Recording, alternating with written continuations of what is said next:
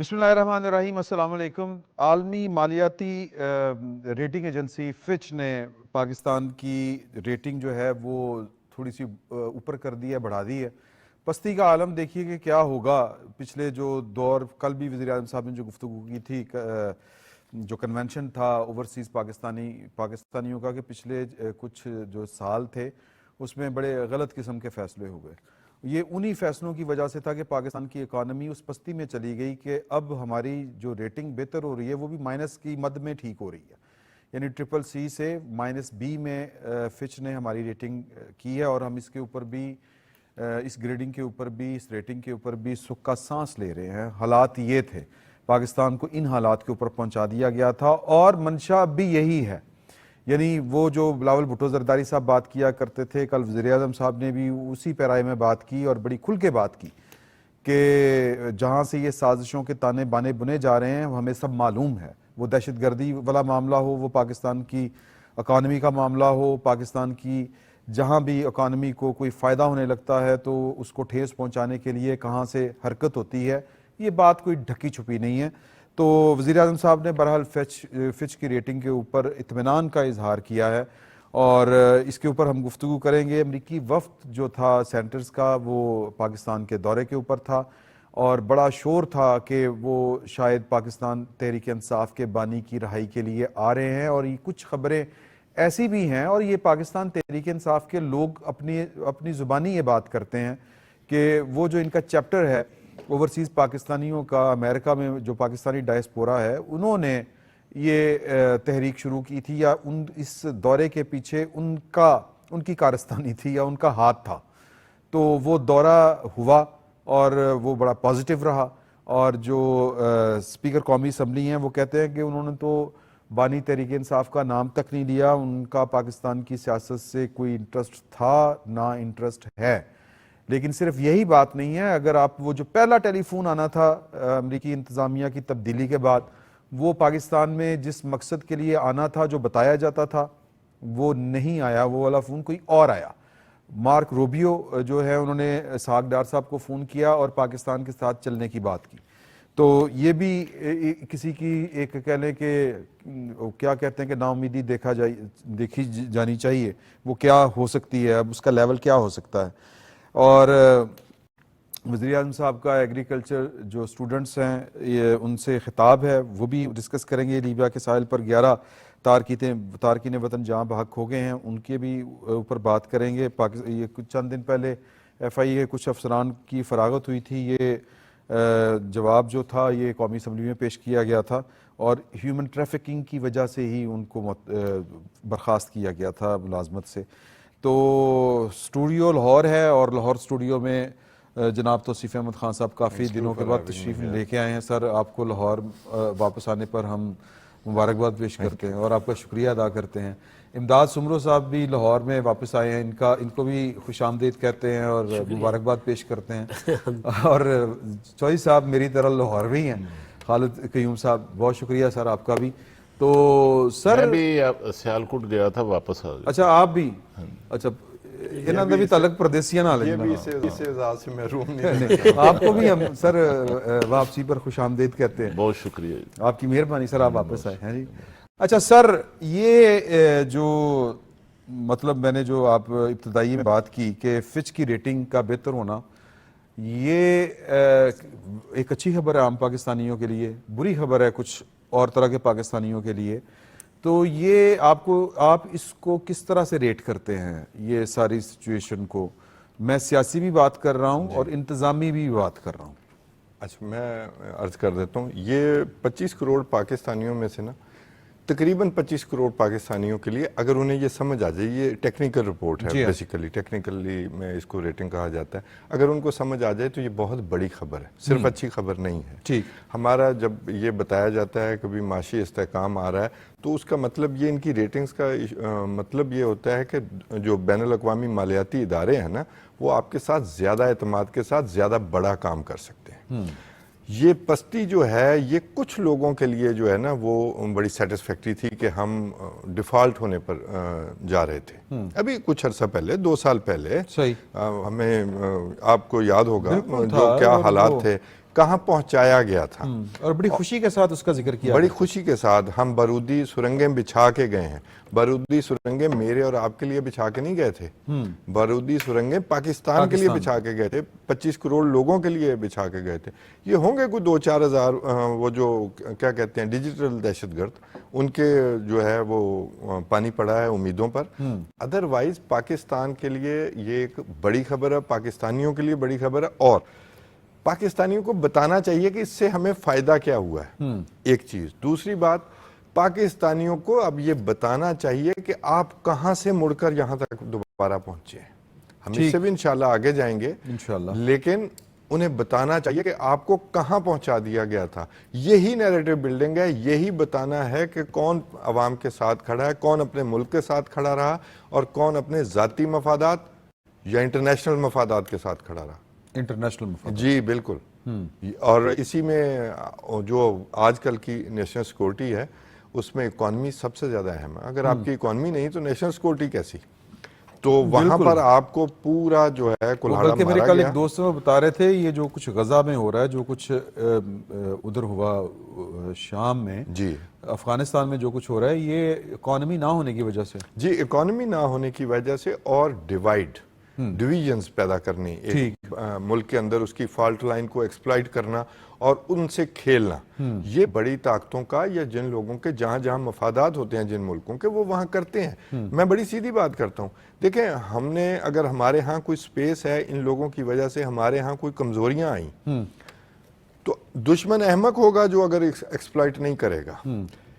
ان لوگوں کی جو پیدا کی ہوئی فالٹ لائنز ہیں ان کو برج کرنا اور ان کو کیفر کردار تک پہنچانا, یہ جو ایک خاص عناصر ہے, ان کو کیفر کردار تک پہنچانا ہماری کامیابی ہے. اس سے ہماری اکانومی بھی ٹھیک ہو جائے گی, نیشنل سیکورٹی بھی ٹھیک ہو جائے گی. ہماری جو فالٹ لائنز ہیں, جو ہمارے اندر نفاق پیدا کرنے کی کوشش کی جا رہی ہے, جو نفاق کے نام پر قتل و غارت کی گئی ہے, جو دہشت گردی جاری ہے, آئیڈینٹی کے نام پر جاری ہے, یہ کبھی سنا تھا؟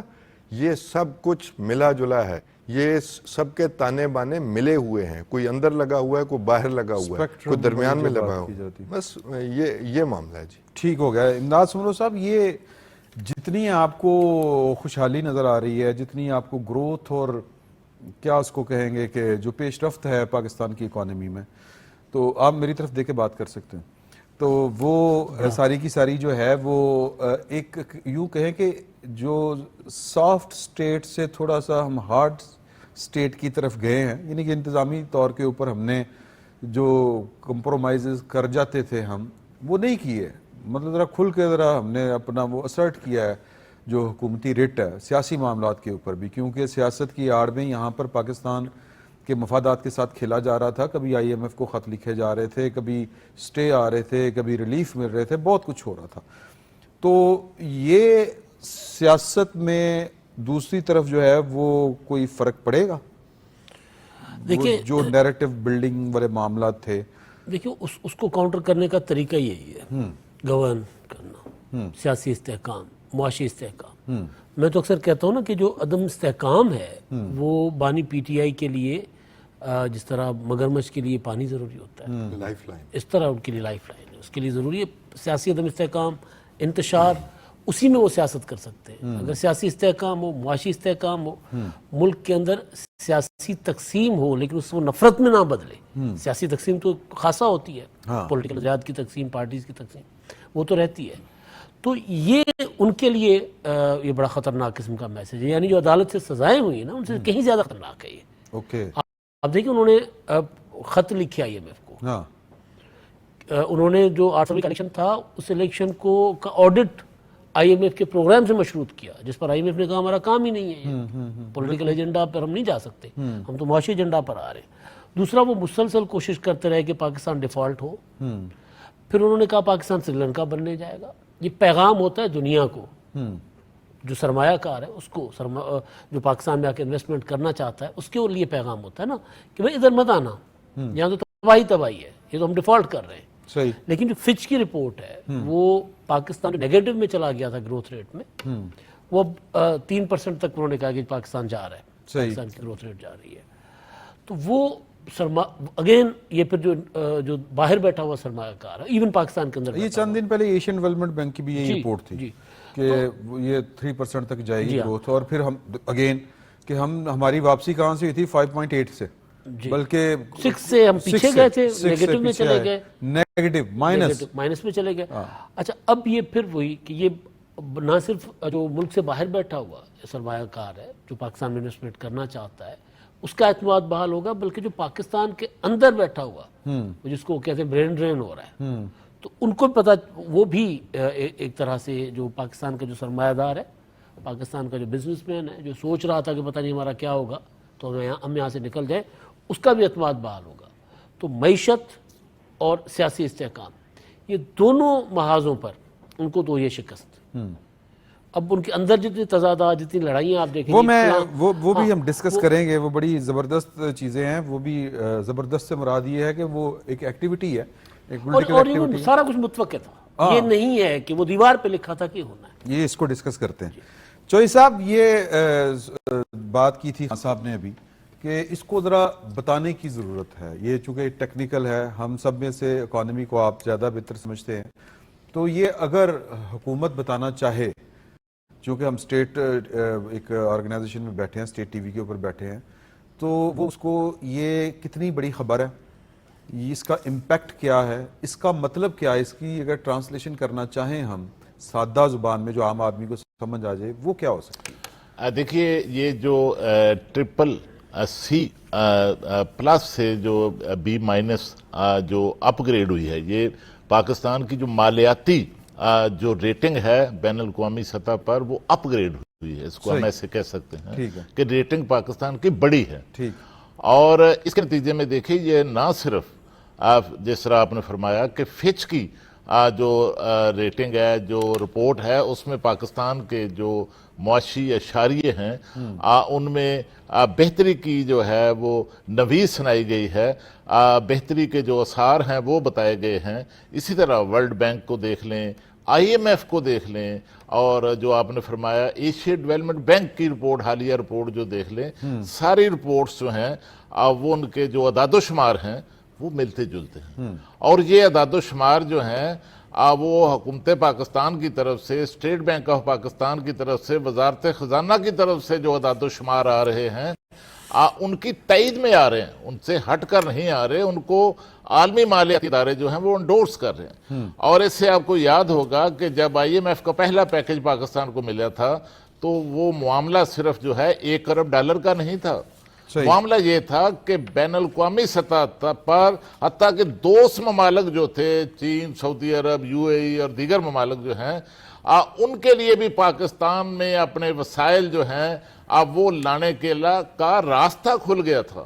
پاکستان کے زر مبادلہ کے ذخائر بڑھنا شروع ہو گئے، اور پاکستان کو بین الاقوامی سطح پر جو مالیاتی امداد ہے اور مالیاتی ضروریات ہیں وہ پورا کرنے کے لیے جو پورا بین الاقوامی مالیاتی ڈھانچہ ہے اس کی طرف سے جو ہے وہ پیشکش آنی شروع ہوگی۔ پاکستان نے اچھی شرائط پر، جو ہم بانی پی ٹی آئی کی حکومت کے دور میں سب سے سادگی کے ساتھ بات کرتا ہوں، جو مہنگے قرضے لیتے تھے کیونکہ ہماری مالیاتی ریٹنگ نہیں تھی، یعنی $100 دیں گے ہم آپ کو، اوپر $50 سود دیں گے، جس پر کیونکہ جب ڈیفالٹ کے خطرات منڈلا رہے تھے تو پھر بین الاقوامی سطح پر جو مالیاتی ادارے تھے انہوں نے بھی رسک فیکٹر کو شامل کر کے اپنے قرضے، پاکستان کو مہنگے قرضے جو ہے وہ دینے شروع کر دیے تھے۔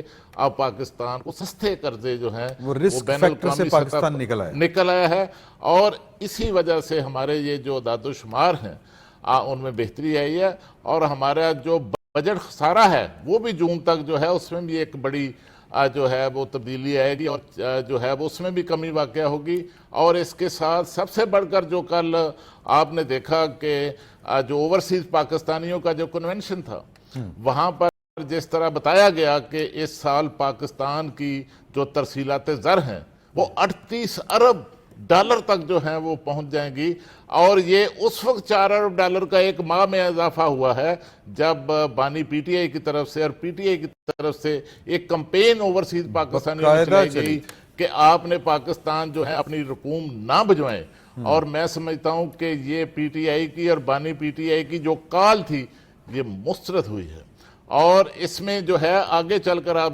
دیکھنا کہ جو اس کے اثرات ہیں وہ اب نچلی سطح پر بھی منتقل ہونا شروع ہو گیا۔ اور سب سے بڑا فیکٹر آپ نے دیکھا کہ جب ٹرمپ ٹیرف آیا جی ہاں، تو اس دن پاکستان کے اندر وزیر اعظم پاکستان نے بجلی کی قیمتوں میں کمی کا اعلان کیا اور صنعت کار کمیونٹی کو مدعو کر کے ایک تقریب میں اعلان کیا تھا۔ اس کا امپیکٹ یہ ہے کہ دنیا بھر کی امریکہ میں جو سٹاک مارکیٹیں تھی وہ کریش ہو گئیں، لیکن پاکستان کی سٹاک مارکیٹ جو ہے وہ پازیٹیو میں گئی اور اس میں مارکیٹ جو ہے وہ اوپر کی طرف گئی، اس میں جو والیوم تھا اس میں اضافہ ہوا۔ تو میں سمجھتا ہوں کہ اس سے اس کا جو امپیکٹ ہے انڈسٹری پر، زراعت پر، پاکستان کے عام آدمی پر، وہ بھی جو ہے وہ بھی پڑے گا۔ بیسیکلی تو پاکستان کی جو معاشی ساکھ ہے، جو حالات ہیں، وہ ان کی تھوڑی سی کوئی حیثیت اہمیت میں اضافہ ہوا ہے بیسیکلی عالمی سطح کے اوپر۔ بالکل ٹھیک کہہ رہے ہیں آپ۔ اچھا جی، بات یہ ہے کہ جو یہ سیاست پاکستان تحریک انصاف کی تھی کہ انتشار والی، وہ یہ جس کو کہتے ہیں کہ پوئٹک جسٹس ہے کہ آپ میرے لیے اگر برا سوچ رہے ہیں تو آپ کے ساتھ برا ہو جاتا ہے۔ پاکستان تحریک انصاف جو باہمی انتشار اور اندرونی خلفشار کا شکار ہے، وہ بھی مطلب پاکستان تو اللہ کا شکر ہے آگے بڑھ گیا، تو ادھر تو لڑ رہے ہیں۔ میں آپ کو اس کی مثال دیتا ہوں کہ انصار عباسی صاحب کی آج کی سٹوری ہے کہ سلمان اکرم راجہ صاحب کو سلمان صفدر صاحب کے ذریعے پیغام بھجوایا گیا ہے کہ آپ پی ٹی آئی کو ایک کلاس روم کی طرح نہیں چلا سکتے، آپ آپس میں جو ایک دوسرے کے خلاف باتیں کرتے ہیں یہ بند کر دیں۔ ادھر جو ہیں علیمہ بی بی، وہ ایک ظاہر ہے کہ وہ ایک سیاسی صورتحال کچھ اس طرح کی ہے کہ وہ اگر فٹ پاتھ پہ بیٹھی ہیں تو وہ اپنی ریٹنگ بڑھانے کے لیے بیٹھی ہیں کی طرح، پاکستان کی طرح، تو وہ اگر مائلیج پولیٹیکل مائلیج لے رہی ہیں تو اس پہ بھی فساد شروع ہو گیا اور پارٹی کے اندر ہی شروع ہو گیا۔ یہ کیا فنامنا ہے پاکستان تحریک انصاف؟ یہ قدرتی عمل ہوتا ہے جب آپ کسی کو سکرو کرنے کا سوچتے ہیں نا کہ میں اس کو سکرو کروں گا، تو سب سے پہلے مینٹلی آپ اپنے آپ کو سکرو کرتے ہیں، کیونکہ آپ وہی نیگیٹو سکیم بناتے ہیں نا اپنے دماغ کے اندر، تو نیگیٹیوٹی کا اثر آپ کے دماغ پر نہیں ہوگا، آپ کے ارد گرد لوگوں پر نہیں ہوگا، نیگیٹو انرجی کا اثر ہوتا ہے نا۔ بالکل، یہ نیگیٹو انرجی کا شکار ہیں سارے، اور میرا خیال ہے کہ اسی وجہ سے 2021 میں ہوگا نا یہ والا تحریک عدم اعتماد والا، 22 میں، 22 میں، تو اس دور سے نہیں یہ نیگیٹیوٹی بڑی پرانی ہے۔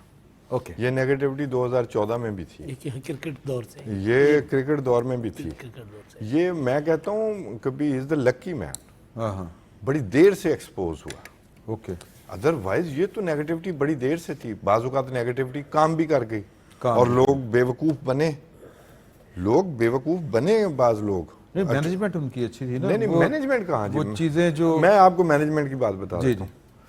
2013 ایک دھرنا ہوا جس میں آخر میں یہ بیک آؤٹ کر کے شامل تھے اس میں، 2014 کا تو خود کیا ناکام، 2016 کا لاک ڈاؤن ناکام، اب جتنی چڑھائیاں کی اسلام آباد پہ ناکام، معیشت پاکستان کی ٹھیک ہو گئی، یہ ناکام ہو گئے، ان کی آڈیو ٹیپس پکڑی گئیں آئی ایم ایف کے سودے والی معاملے، 9 مئی کو بغاوت کرانے کی کوشش ناکام، ٹھیک ہے، کون سی ناکامیاں؟ اس سے پہلے اپنی مرضی کی اپوائنٹمنٹ لینی، اپنی مرضی سے اپوائنٹمنٹ لینے کی کوشش ناکام، اب کے پی میں دہشت گردی، کے پی کو دہشت گردی کے حوالے کرنا اور خود پیچھے کھڑے ہونا، ان کی اپیزمنٹ لینا ناکام، بلوچستان میں کن سے کے ساتھ مل کر سیاسی جدوجہد کرنا چاہتے ہیں؟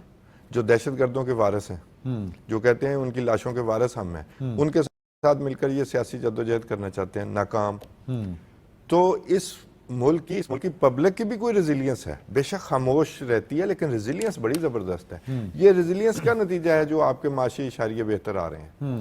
تو یہ جو میں اس کو انتشاری سیاست نہیں کہتا، اوکے، یہ سمپل انتشار ہے، اور پھر اگین یہ انٹرنیشنل ایجنڈا ہے، ورنہ 25 کروڑ کا ملک، پاکستان کو عام ملک نہیں ہے کبھی ایسے کوئی چھوٹا موٹا ملک ہے، 25 کروڑ کا اٹامک پاور ہے، تو اس کے خلاف جو اس کے دشمن ہو سکتے ہیں وہ کن کن ایجنڈاز پر ہو سکتے ہیں؟ سب سے پہلی تو اٹامک پاور لے لیں، پھر آپ کی اتنی بڑی فوج ہے، ویل ٹرینڈ فوج ہے، کس کو خطرہ ہو سکتا ہے؟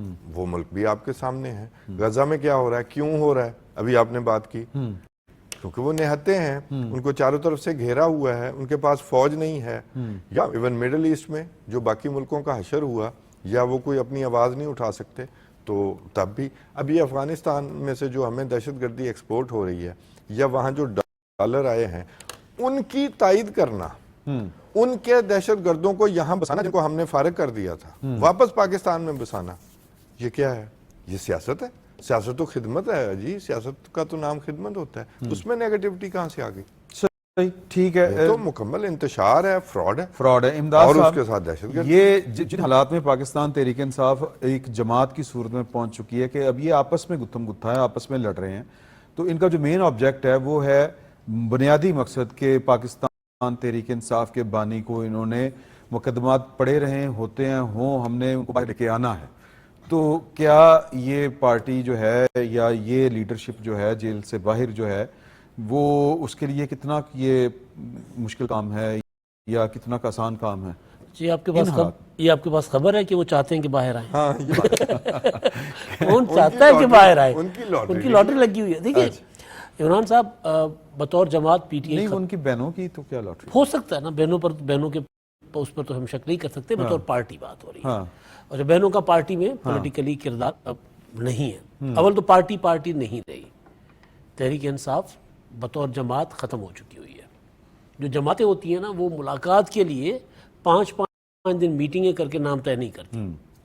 آج جو کچھ ہوا ہے, ایک تو جو آپ صاحب کی سٹوری کوٹ کر رہے ہیں, دوسرا کیا ہوا ہے کہ جو ملاقات کے لیے بیرسٹر گوہر چلے گئے, اپنا ایک اور صاحب چلے گئے میرا خیال ہے سلمان صفدر یا سلمان صفدر. اچھا, اب علیمہ خانم صاحبہ اور سلمان اکبر راجہ صاحب جو پارٹی کے سیکرٹری جنرل ہیں, وہ کھڑے ہو کے پریس کانفرنس کرتے ہیں کہ جی جیل حکام غیر متعلقہ لوگوں کی عمران خان سے ملاقات کرواتے ہیں. اب چیئرمین پارٹی کے غیر متعلقہ کیسے ہو گئے؟ سلمان صفدر وکیل ہیں بانی پی ٹی آئی کے, پرائم وکیلوں میں سے ہیں, امپورٹنٹ جو بندے ہیں, وہ غیر متعلقہ کیسے ہو گئے؟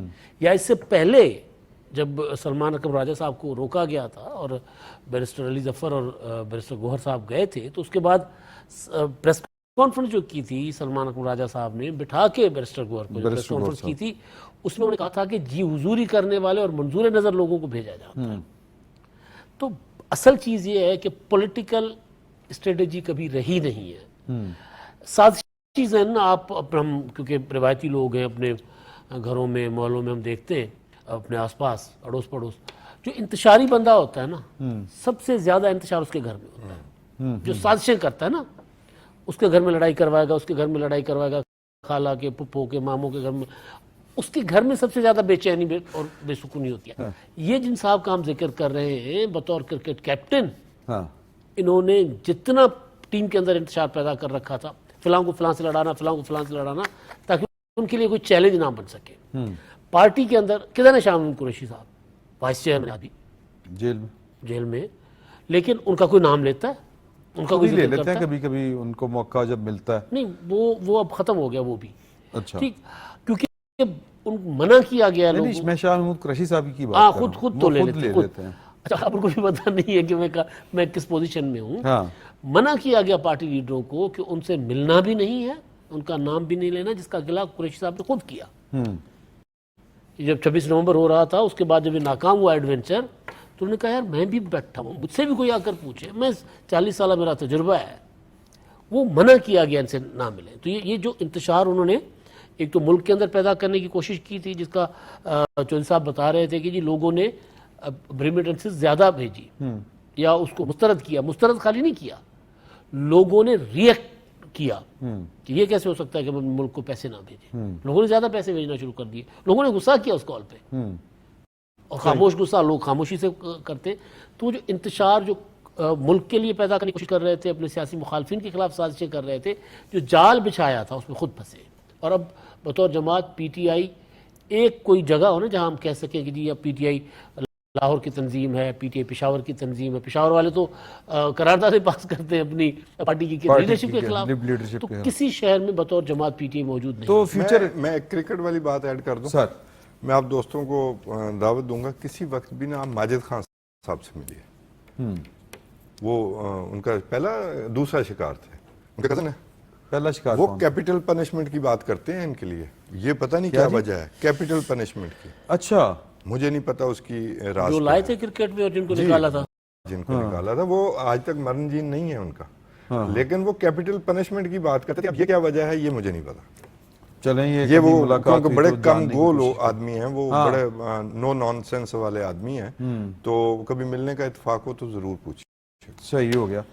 चौई साहब, पाकिस्तान तहरीक इंसाफ का जो जिस अंदाज से वो सियासत कर रही है और अब उसके बानी का क्या मतलब फ्यूचर क्या है आगे, आपको नज़र क्या आ रहा है? ये मतलब जो बातें चल रही हैं कि जी डील हो रही है, वो कहते हैं कोई डील नहीं हो रही, जो भी आपको इस वक्त जो मंजरनामा है सियासी, इसमें आप क्या तवक्को करते हैं कि ये साल बाद, 6 महीने बाद, 2 महीने बाद, 3 साल बाद क्या सूरत बनती नज़र आती है आपको? देखिए, जिनका वो दावा कर रहे थे कि जब अमेरिका के अंदर नई इंतज़ामिया आएगी, ट्रंप एडमिनिस्ट्रेशन आएगी, तो उसके सबसे ज़्यादा असरात जो हैं वो बराह रास्त अडयाला जेल पर आएंगे और पाकिस्तान पर आएंगे। हाँ। वो तो पाकिस्तान के दौरे पर आए तो आपने खुद ही फरमाया कि उन्होंने जो कहा जी, उन्होंने मुलाकात नाम हुई तक है, नहीं हमारे स्पीकर सरदार याद सादक खुद फरमा रहे हैं कि उनके साथ जो मीटिंग्स हुई हैं, मुलाकातें हुई हैं, तो उस वफ्त के किसी एक भी रुकन ने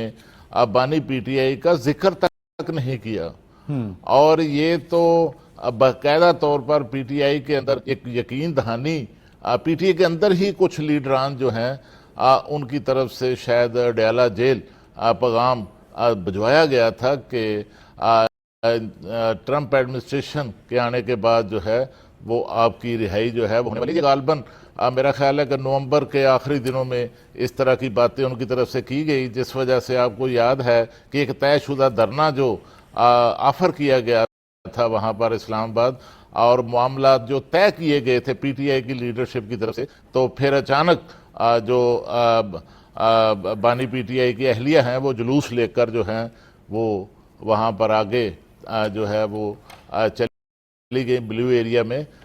तो इसके जो असरात हैं, अब सूरत हाल ये है कि पीटीआई जो है वो खुद जो है एक जो इंतशार को फ़रोग दे रही थी, तकसीम को फ़रोग दे रही थी, वो खुद उस इंतशार और तकसीम का इतना शिकार हो चुकी है कि मकाफत अमल देखिए कि बानी पीटीआई की जो हमशीरा हैं वो किस तरह अकेली जो हैं वहाँ पर बैठी हुई हैं, और कोई पार्टी का लीडर जो है वो उनके साथ यकजहती का इजहार करने के लिए नहीं जा रहा। मैं समझता हूँ कि ये बेबसी की इंतहा है। ट्वीट्स वगैरह करके ही वो पार्टी के दूसरे लीडरों को कह रहे हैं, खुद भी कहीं नहीं जा रहे, और दूसरा देखिए कि ये जो लीडरशिप पीटीआई की जो बानी पीटीआई ने खुद जो है वो बनाई है, जो दरान बनाए हैं, उनके बारे में भी हर हफ्ते राय बदलते हैं। और एक हफ्ता पहले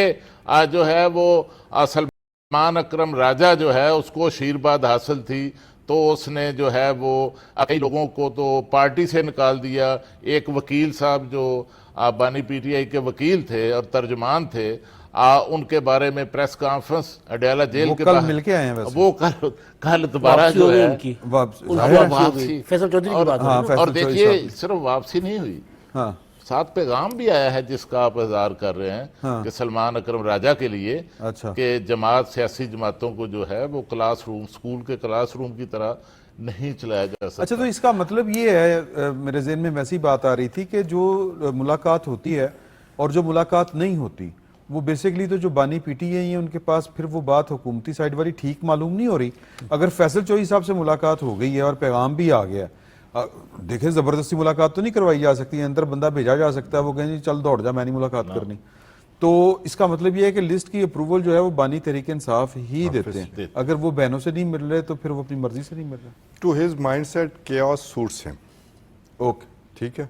अच्छा, वो ये आपको पता है ये मसनूई पार्टी बनाई गई थी, उसकी रीजंस आपको भी पता है, 5-6 हैं, टाइम नहीं है नहीं तो मैं बयान कर देता कि ये क्यों बनाई गई और इसको क्यों पॉपुलर बनाने की कोशिश की गई।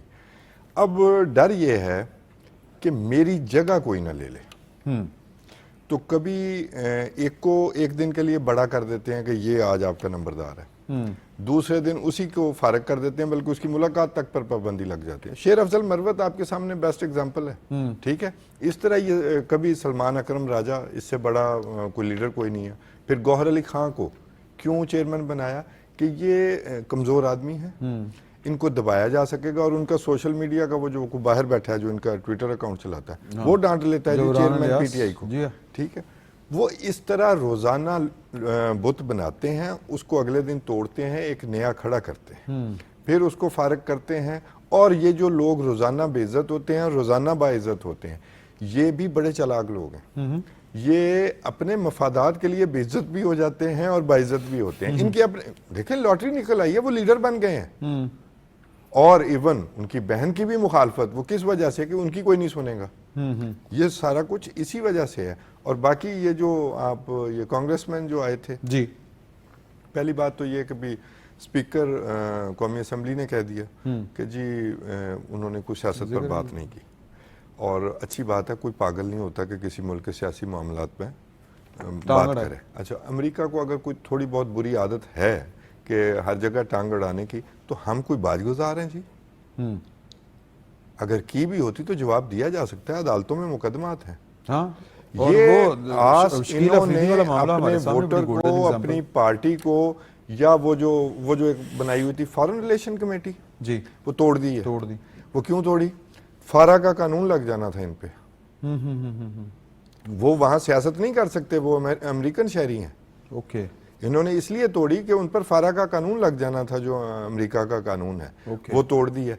अब उन्होंने अपने पैसे हलाल करके दिखाने हैं कि देखें जी ये हमारी एफर्ट से हुआ है। तो जनाब पहले तो ये कि भी वो कोई इतने पागल नहीं है, बेशक जिस तरह की भी हुकूमत आई है उन्हें पता है बात किस तरह की जाती है। और अगर की भी है तो हम तो बाजगुजार तो दूर की बात, आजकल तो ना कोई हमारी कोई जंग लगी हुई है, ना हम उनसे कोई एड ले रहे हैं, हम पर बल्कि टैरिफ लगा है बाकी मुल्कों की तरह। तो ऐसी कोई नहीं, हमने एहसान किया, अभी वो शरीफुल्लाह पकड़ के दिया दाइश का कमांडर। तो हम इतनी गई गुजरी मुल्क नहीं है, इन्होंने बनाया। ट्रंप आएगा, ट्वीट कर देगा, फलां ट्वीट आ गया, वो रिचर्ड गर्नेल ने ट्वीट कर दिया, अब इनकी खैर नहीं है, अमेरिका ने निकाला, है वापस ये कोई ऐसे कोई रबड़ का मुल्क है। अच्छा, ये इमदाद उमर साहब, इस पे भी अगर जो कांग्रेस मैन आए थे उनके ऊपर अगर आप कमेंट करना चाहें तो वो भी कीजिएगा। वज़ीर आज़म साहब की नज़र में बलूचिस्तान की अहमियत शुरू से ही, जब वो वज़ीर आला थे, यहाँ पे स्टूडेंट्स का कोटा उन्होंने मुकर्रर किया था, एड दी थी उनको, और कोई PIC टाइप भी बनाना चाह रहे थे। तो मैं अभी जो ताज़ा कार्रवाई है वो 1000 स्कॉलरशिप के ऊपर जो एग्रीकल्चर के स्टूडेंट्स होते हैं चाइना भिजवाना है उनको, 300 को भेजा जा रहा है। अब इसमें भी जो मेरिट बना था उसमें भी 10% कोटा बलूचिस्तान का रखा गया था। एक तो ओवरऑल पॉलिसी ये जो है कि सोचा जा रहा है, जिस तरह माइनिंग वाले मामले के ऊपर यहाँ पर माइनिंग शुरू हो रही है और बलूचिस्तान के और दीगर मुल्क के हिस्सों के लोगों, बच्चों को, स्टूडेंट्स को इस इंजीनियरिंग में आगे ले जाने के लिए, एजुकेट करने के लिए यूनिवर्सिटीज़ में दाखिले दिलवाए गए हैं। इस पॉलिसी के ऊपर ओवरऑल आप क्या कहते हैं? देखिए, ये बड़ी पॉजिटिव पॉलिसी है। बुनियादी तौर पर तरक्की जो होती है ना, जब तक उसमें लोकल्स शामिल ना हो, वो तरक्की सस्टेनेबल नहीं होती, चाहे आप मुल्क के किसी कोने में भी करें। वजीरिस्तान में करें, सिंध में करें, तो थरपारकर में अगर वहाँ से कोयला निकल रहा है, अगर आप वहाँ के लोगों को नज़रअंदाज कर देंगे तो वो रिजेंटमेंट बहुत ख़तरनाक किस्म की आएगी।